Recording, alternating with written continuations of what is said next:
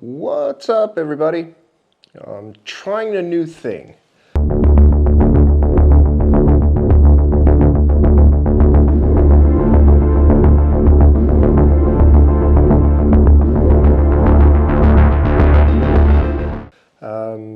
So I did get the new Osmo Pocket 3 because I spent a bunch of time trying to figure out what would be the ideal camera, because I just have my DSLR and then my iPhone basically.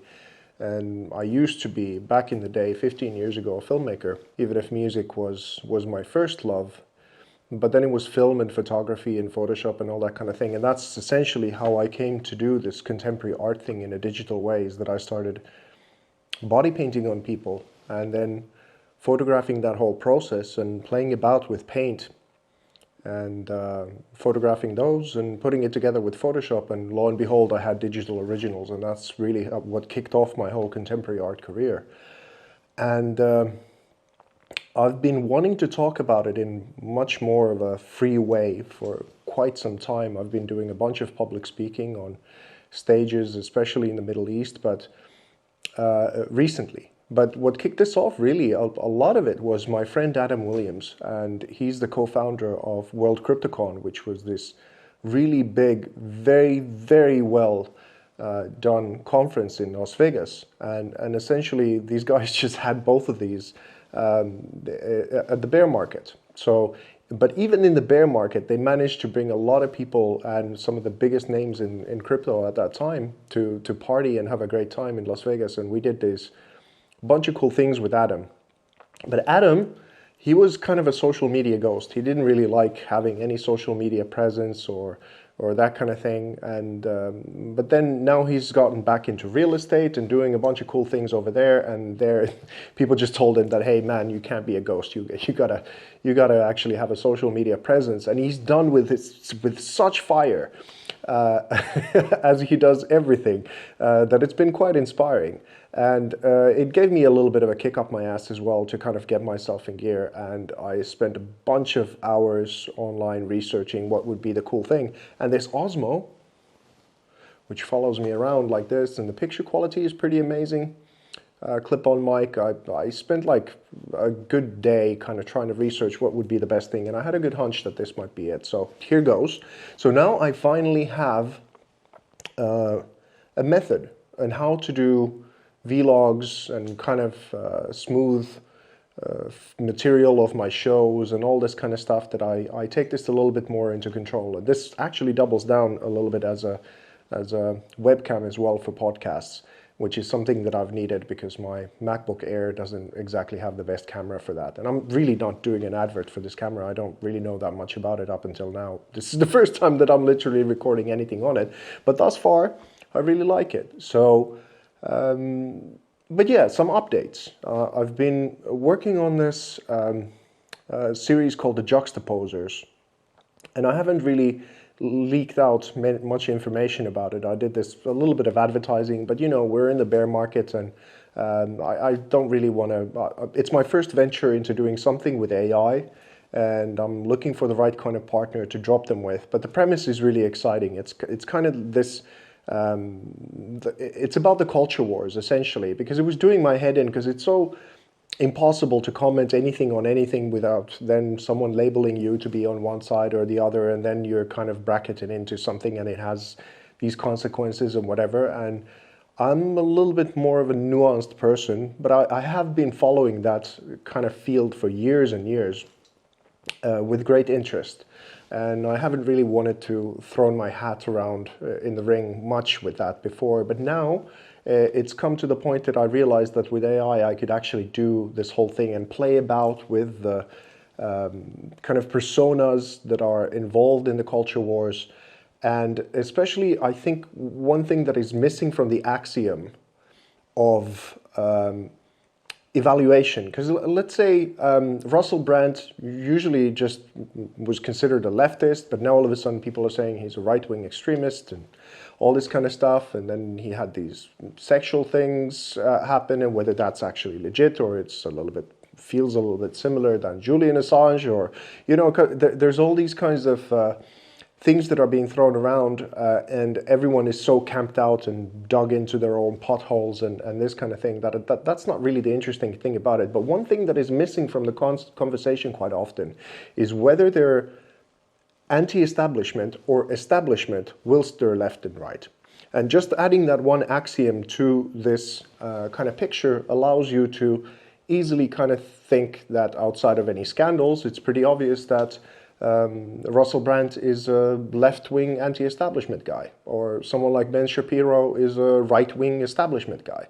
And then once you have that axiom, you're allowed to breathe a little bit more easy in this thing. But so the one picture that I do want to talk about, which is going to be one of the main ones when I finally do release these as NFTs, is the image of Andrew Tate.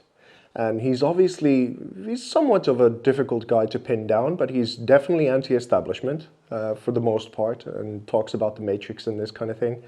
And then he's high dopamine ride, definitely. So what I didn't do is just exactly reverse his image 180. So what I did is that I made him an Amish apple picker. Because you could say that in one way, the Amish are actually much more hardcore anti-establishment in a way than being what Andrew Tate is doing. Okay, so there was the first anti-commercial of Osmo 3 then, because it's the first take. It's a few minutes in, and the device overheats and shuts down, and I can't shoot anything for a while. So, yeah, now you definitely know I'm not doing an advert for them. Regardless, so Andrew Tate, yeah, so he's an Amish apple picker, so arguably still very anti-establishment, but he's a very low dopamine ride. And then so it's just funny, you know. So that's what the whole series is about. It's about how AI can actually breathe a little bit of space for us to take the culture war a little bit less seriously and laugh at the whole thing at everyone's expense, no matter where you stand in the whole thing. It's going to piss either everyone off, or then it's going to make everyone laugh, and everything in between. And that's really kind of the point of it. Because all the hot takes in the culture wars and the amazing people who are contributing from both sides kind of to throw their hat into whatever ideas that they have, they're already doing that, and they're doing it better than I am. So as an artist, what I can do, see the whole thing is like we're getting into this crazy world where you know, people are still cleaning up toilets, and AI is now doing the creativity and the art. And I was thinking, what was the origin point of making machines to begin with? It was to make the lives of people much better, and for us to be able to be more creative and purposeful and live more meaningful lives. And in some sense, it's made us more lazy. It's breaking down whatever is left of capitalism. And having grown up next to Russia, I'm no fan of socialism. So I'm always kind of like observing what's going on in the big field and trying to make some sort of comment that might be potentially useful somehow, or at least funny, and that's very useful. So that's what I love about the Juxtaposers series, and I'm still looking for the right way and how to really start publishing those images, and really. But it was so much fun to make those pictures, and I still keep tweaking them. So I'm not ready even with the first 10 pictures to kind of release them. Another one, now my studio is finally done. I haven't shot anything for the body painting series or the now new Census series for a while. We did a nice drop with crypto.com for the Census, and now it's time to shoot some more. I'm desperately craving to get my hands back into being creative, doing painting, and just like it's such a joy to have all this paint and canvases everywhere on the floor of this studio and just lose myself in and not caring about anything else for a bit than just experiment and do cool stuff. And doing these shoots are such a joy. I mean, you learn so much about a different human being every time you do these collaborations, and they give the best of themselves and kind of like become these superheroes in the process of allowing themselves to be captured in this way in art. And the amalgam of it is something that I still haven't seen anyone really do in a similar kind of way and with a similar kind of purpose, and then kind of launching it as NFTs as well.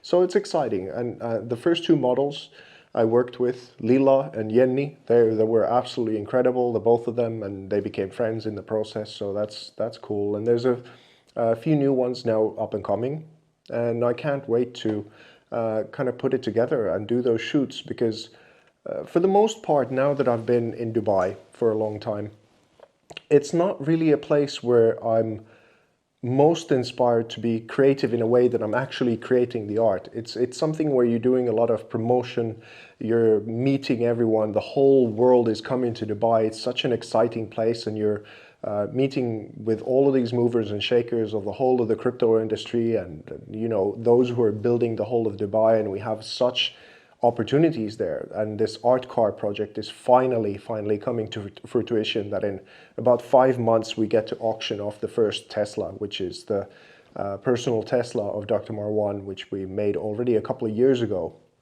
But now the ducks are aligning, coming into a sweet row. So we're going to be able to have the right NFT platform to do this with, Shmardi, the Galaxy of Art, as well as Dr. Marwan's own auction license will be ready. And then by that time, hopefully, come spring, also we're healthily in the bull run. So people are going to be feeling a little bit more optimistic about stuff as well. And we get to start testing the waters of what this exclusive art car process that we get to do in Dubai is going to be allowing for us to do. And I'm beyond excited about that.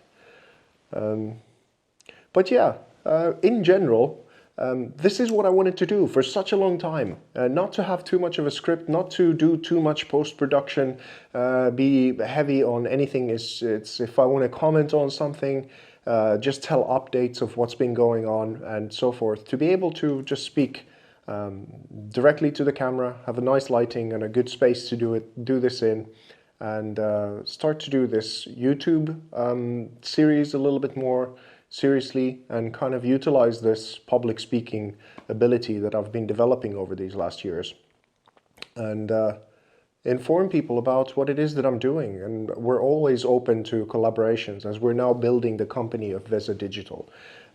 So it's becoming a little bit more than me as an individual artist. It's now becoming a company that does a certain thing with art IP and transferring it over to cars and jets and yachts and houses and all this kind of stuff, and exploring what is now possible with digital art and how it can enhance people's lives. So that's another very cool conversation, as I joined with Syndica now with Onyavin and Sahi as well, and we've been having these conversations behind the scenes of how we could do the tokenization on the company and what form that might take, and what we would launch in order to do the fundraising, and how people would benefit, and what the actual utility is behind all of the things of what we're doing. So that's very cool. Been doing lots of updates for artforcrypto.com, and my other website, artevo.org, has been dormant for such a long time as well. So me and my wife and co-founder Lotta, we've been hard at work kind of updating the sites as well and putting it together, so it's all kind of up to date. So that's it really. On to the next one.